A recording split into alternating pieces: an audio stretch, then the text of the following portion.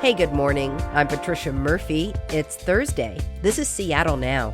The fallout from the floods in Washington state continues. Thankfully, we got a bit of a sunbreak yesterday, but there is more rain on the way, and many people have just begun recovering from the damage the deluge caused.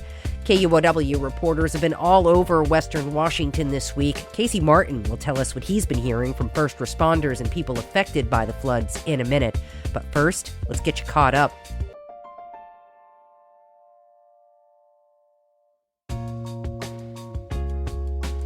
Striking Starbucks baristas will rally today outside the company's headquarters in SoDo as the union's nationwide strike hits the 1-month mark. They'll be joined by several elected leaders, including City Council member Alexis Mercedes Rink and Council member-elect Dion Foster. They say Starbucks hasn't come to the bargaining table in good faith. When the strike began in November, a company spokesman told KUOW the union walked away from the bargaining table and the company is ready to talk. Today's rally begins at 12:30. Traffic note, it's Thursday night football in Seattle. The Seahawks are playing the LA Rams tonight at Lumen Field. Kickoff is at 5:15, so expect heavy traffic and crowded trains if you're making your way through the city. Both teams are 11-3, and if the Seahawks win, they'll take sole possession of first place in the NFC West. Seattle Now listeners, it is the winter fundraiser, and your financial support makes this show possible. If you appreciate the news and interviews you hear on Seattle Now, do us a solid and give $10 a month to KUOW, or really whatever works for you. Just tap the link in the show notes to get started, and thanks for supporting Seattle Now. Make sure to check back for more headlines on tonight's episode. It's been more than a week since multiple atmospheric rivers in western Washington started triggering evacuation orders and catastrophic flooding. Thousands of people are still displaced, and there might be more water on the way. KUOW reporter Casey Martin has been out in the field since last Wednesday. He's seen how Washington's people and infrastructure are weathering it all. Thanks for taking the time, Casey, and I just want to note for listeners that we are talking on Wednesday afternoon. Hey, Trish, happy to be here. Casey, really appreciate it. Why don't you tell me where you are right now?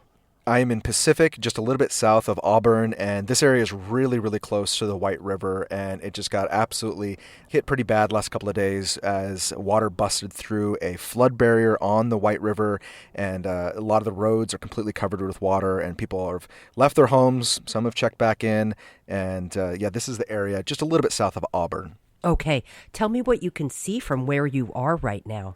You know, honestly, it is a mess. There is brown river water just streaming down the roads. People's yards are completely full of water. Tuesday was actually trash day in Pacific, and so there are a lot of trash bins and just kind of loose trash kind of floating around. And people I talked to apologized and said, our neighborhood does not usually look like this. And water is about knee high. It's about 3 feet high, a little bit deeper in some areas. You can kind of get out of it if you hop onto a sidewalk. There are big trucks getting through, but cars are completely stalled out. They're unable to get through the water, and people are slowly trying to get back to their homes, really to assess the damage, check out their basements, look at their floors, things like that. Wow, and I really don't even want to think about what could be in that water, Casey. Yeah. Yep. Thousands of people are displaced. Infrastructure has been compromised. Hundreds of people have been rescued across 10 counties. Who's being hardest hit right now? Yeah, definitely that south area in Pacific and Auburn. I talked to people who, they were woken up, in the middle of the night, basically. It was like 2:30 in the morning that, police started coming around saying, leave now, grab your prescriptions, get out right now. And then they were shortly woken up after when a helicopter flew overhead and told them to get out of their homes. And I talked to Eddie Edwards, and this is what he told me. It's pretty abrupt. I mean, we were kind of prepared for it, and honestly, I had been lulled into that it was a little bit safer than what it was previously. But again, the dam was looking good, the river was looking good. I think that once it breached over here, obviously, that's the end of that. Reminded me of being back in the military when you've got the horn-mounted vehicles. That's exactly what it sounded like. They were probably under 300 feet, I would say, coming in, and they just circled the neighborhoods and just kind of kept making sweeps around and around and around. So I put my roommate and the dog in my kayak and just drug them out. And when it got up to about my chest this morning, that's when I was like, oh yeah, this is for real this time. Yeah. Edwards is grateful that he got out in time, but he was really struggling to find a rental car. Their cars were trapped in their homes, and also trying to find a place to sleep. Looking around for a motel, he said, was really difficult yesterday. Oh, I cannot imagine, Casey, how scary that must have been. And I can hear the wind whipping in the back of that tape as well. Yeah. It was definitely a lot of wild weather. Even with the sun out, there's a lot of weather out there. Casey, you were out there in Pacific, and you mentioned it was garbage day. There were a lot of remediation efforts going on. Even the National Guard was out. Tell me more. Yeah, it was really clear. I mean, just huge, big trucks. They were basically the only vehicles that could get through all the water, giant military trucks. And later in the day, we saw these flatbed trucks arrive with large white nylon sacks. I mean, these are bigger than a person. They're really, really big. And they can only be lifted with a backhoe that lifts them on and off of a truck. And then they just plop them down right in the middle of a big pool of water. And you can see it takes a while, but they slowly start to seep up the water. They really soak them up, kind of wick up as much water as they can around them. So they'll drop them around, but they're these big white, they almost look like Hershey's Kisses, really large white bags. And they say that they can really help collect floodwater. And I know that they were also used along the White and Green River where the levee and the flood barrier broke. That's where they were putting a lot of those sacks to soak up the water. When they fill up, they just take them away? Yeah, they load them back up onto onto the flatbed, and they're able to get rid of them. And similar to sandbags, they say like once sandbags get completely saturated, they'll haul those away too. And I saw National Guard. I think there's about 300 National Guard in Washington, Western Washington, helping with the floods right now. And one of the biggest duties that they're doing is literally filling up sandbags and then dispersing them to people. North of Seattle is also going through it. Let's talk about what's happening up there. There's still a lot of water, Skagit and Snoqualmie rivers, saw a lot of water. These are floodplains that do flood a little bit every year, but it's definitely been, significant this year, all the way up to Sumas, Washington, where a lot of the flooding has just been devastating. You're seeing entire farmhouses being swept away. Barns are completely flooded. People had to, evacuate the horses and their large animals and their livestock, get them to someplace safe. And that could be a long road to recovery because, again, this is a flat, river valley that is used to a little bit of flooding, but because with all this rain, the ground is so saturated with water, there's really nowhere for this water to drain out to. Now, Casey, you've been out in the field for more than a week reporting. We heard from Eddie Edwards up there that he was having trouble finding a place to land and finding a rental car. What are people telling you about how they're doing? Yeah, overall, people are really stressed. Obviously, this week is Hanukkah, next week is Christmas, so it's a really difficult time for people who are, ripping out their floors and assessing damage to their homes. I'm trying to find some place to go, some place to basically avoid the next flood. A lot of people are worried, okay, if this area hasn't flooded, will it be next? Will the river rise somewhere else? But in a lot of ways, it has brought people together, strangely enough, and I talked to Deb Jenkins, who told me about checking in on her neighbors. We wanted to check on our neighbors that we knew might have a hard time getting out, for sure. People are very helpful here, which is very nice. The people we know that are elderly and had a hard time getting out, we made sure they got out. Yeah, there's a lot of older folks that do live in the Pacific area right there in that neighborhood that I'm at. And people are really concerned about trying to get people out. They experienced a flood in 2009, and they didn't want to see a repeat of people being trapped in their homes for a few days.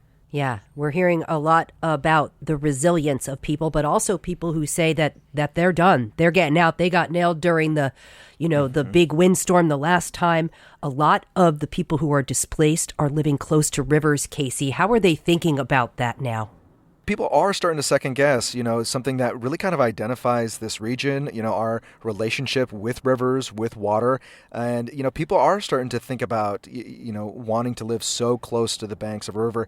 We've seen the Duwamish flood in Seattle because of a king tide. And now to see these atmospheric rivers and all this rain really bring up these rivers. And one thing that people talk about is long-term infrastructure. They want to see better flood walls, better flood barriers. We've heard from county officials that say that, the dike system that we have right now weren't entirely designed to hold back this much water for, over a week now. And they say if we're going to continue living right on the shores of a river, there just needs to be better protection. Yeah, I'm glad you brought that up because you were around the flood wall in Mount Vernon when the water hit. How did it hold up That was really eye-opening to see because, I mean, the Skagit River, it was moving really, really fast. There was so much water on the other side of this flood wall. That flood wall is made out of concrete and brick, and also they put extra metal wall on top of it, and it absolutely saved downtown Mount Vernon. The water was really, really high, and had it not been for that flood wall, it's unimaginable what it would have done to that downtown. And, it was a little controversial when they put it in, but boy, people are really appreciative. They were standing right next to that wall, literally thanking the wall for saving their town. And, I think a lot of people are looking at that kind of infrastructure and think that there might need to be more widespread improvements like that. Washington Senator Maria Cantwell said as much in front of that wall. She says, this is not the end. We will see more atmospheric rivers. We will see more rain, not only this winter, but of course in the years ahead. And, it's going to take investment. It's going to take money to put those kinds of infrastructure improvements, all over the place. All right, well, success in Mount Vernon, but on the White and Green Rivers, the levees failed there. You also visited those areas. Tell me about that. Yeah, that is a really sad area to see because, there's a lot of folks that are really, really close to the river and, they love it. There's a park that people say they frequent all the time that, they take their kids to. They walk their dogs all the time. They have a really close connection to that river. And now, seeing, all this water on the other side of the flood barrier, they're really worried. They're worried that, this neighborhood has been changed, that, they might not be able to, live there long term if it isn't improved.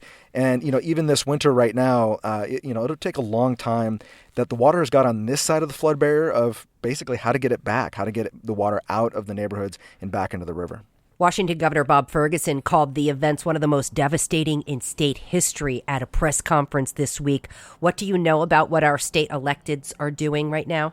The big thing right now, in the short term is federal relief. I know that the governor has requested, multiple times for FEMA assistance, basically, more money, more people on the ground to assist with, relief of getting people out of their homes, finding a temporary space right now.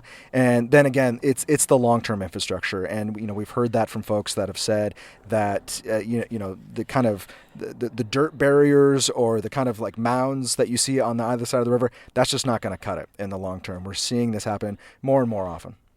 What's next in infrastructure planning for the future, Casey? You're making me wonder. Yeah, it has raised a lot of questions because, it's not something that's really addressed in the winters, that there is no flooding, but this is something that people have said, we can't ignore any longer. And especially in areas with so many people. I mean, this is a population dense area and a lot of folks that, this area, works at the airport, they're working in semi-industrial areas that, they can't afford to be, moving out of their homes or going to stay someplace else. So, they look at Mount Vernon and they see something like that and they know that they want better protection, south of Seattle where a lot of people live. How long could it be to recover from this massive flood? That is what people are really worried about. And, optimistically, some people have said that they like to get back into their homes in days. But we've heard from Governor Ferguson and from other elected officials that this will take weeks of cleanup. It'll take weeks to reopen roads, to clear debris, and it'll just take a long time for people to get back in their homes and actually even to get back into their neighborhoods. So, a lot of people are saying maybe around the new year that they could see their homes, but even beyond then, there'll be a lot of cleanup. What's next weather-wise? I am hearing this isn't over yet.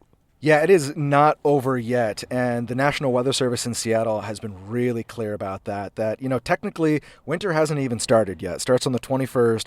And, they have said that we really need to be prepared for even more heavy rain. And, there's a little bit of a respite right now on Wednesday. The sun is shining. You can really feel people's relief.